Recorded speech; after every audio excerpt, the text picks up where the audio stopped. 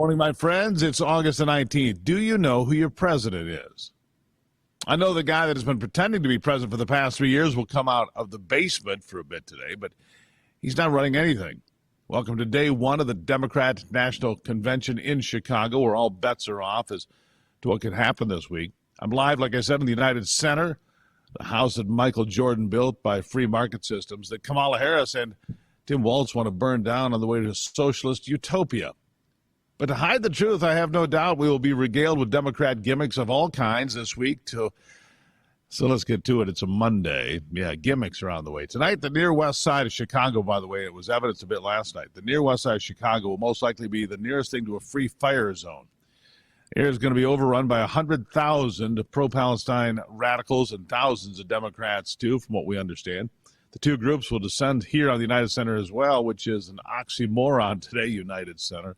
But the start of the Democrat National Convention. The two are in town in part because of Joe Biden. While the mob outside plans to jeer Biden, the crowd inside plans to jeer him too. And yet the two oppose him the very same. Yep, are you confused? I am a bit. The two differ in tactics, not beliefs, as both are anti-democratic, increasingly anti-Semitic. The two want Kamala Harris and Tim Walz to replace Joe Biden so Democrats can continue to occupy the White House, and they want to go even farther to the left. Unbelievable. We want the opposite, naturally. We do, however, want to hear if Biden will tell us where he's been for the last month, never mind the last 4 years. We want to hear if he knows where he is at all, because he sounds the way he looks. Lost. Very lost. Biden lost the nomination to Kamala Harris, his number two, whose policies would make America a third-rate power. He lost the White House without ever leaving it, in what the New York Times now even calls a coup, a couple of days in a row. And now, after losing his debate with President Trump after a loss so humiliating that the Democrats themselves don't debate who won that discussion, Biden wants to tell us he's fine. I'm fine. He wants to lie to us, and he will lie to us tonight. Again, I don't know how long he'll be on the stage, but he'll be out there.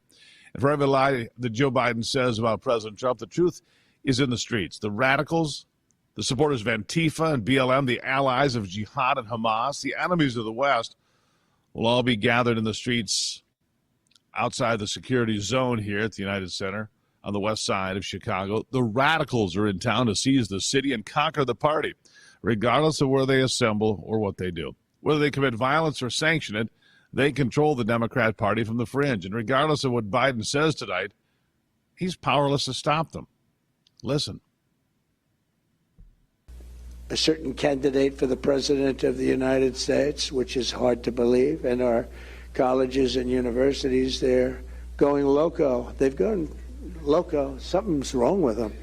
Never seen this. I never thought this could happen. I never thought we could see it happen either, but yet here we are. Even if Biden were aware of the situation, even if his aides were to go against what Dr. Jill Biden advises and tell him how bad the situation is, that the party of Truman and Kennedy and Humphrey and Scoop Jackson is dead, the conservative Democrats are extinct in the modern world, and moderate Democrats are an endangered species too, it wouldn't matter. Wouldn't matter, would it? Here's more. Look, I wouldn't have picked Vice President Trump to be vice president, but I think she was not qualified to be president. Right. Even if Biden were inclined to do something, it wouldn't matter. You know, his speech tonight has me wondering, what is he going to say? What is he going to say?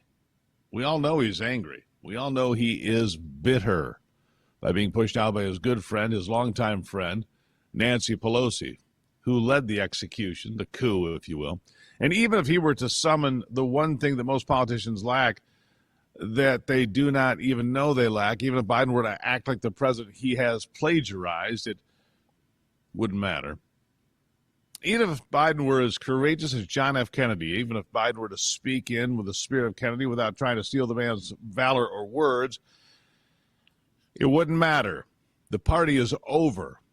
The Democrat Party you grew up with, it doesn't exist anymore.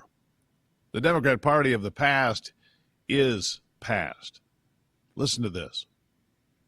So listen, this election, I do strongly believe, is about two very different visions for our nation. I agree with that. It is about two very different visions. A vision of America being self-sufficient and people working hard and getting what they earn. And then there's a party of going and taking away from those that have worked hard to get things and give them to other people that haven't worked for anything, people that came across our border illegally and so much more.